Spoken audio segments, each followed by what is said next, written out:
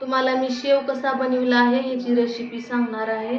तर मी 1 वाटी ज्वारी घेतलेली आहे, 1 वाटी तांदूळ घेतलेले आहे राशनचं, आणि 1 वाटी चणा डाळ घेतलेली आहे, आणि 1 वाटी गहू घेतलेले आहे।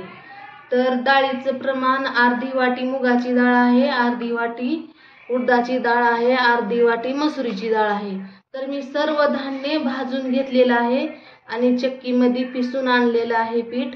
त्यानंतर ह्यामध्ये मी काहीच मिक्स केलेलं नाही, फक्त मीठ आणि मिरची आणि हळदी हे एवढं मिक्स केलेलं आहे मी। आणि पहा कसा झालेला आहे शेव, एकदम खुसखुशीत आणि छान झालेला आहे। तुम्ही पण करून पहा आणि माझ्या चॅनलला सबस्क्राइब करायला विसरू नका।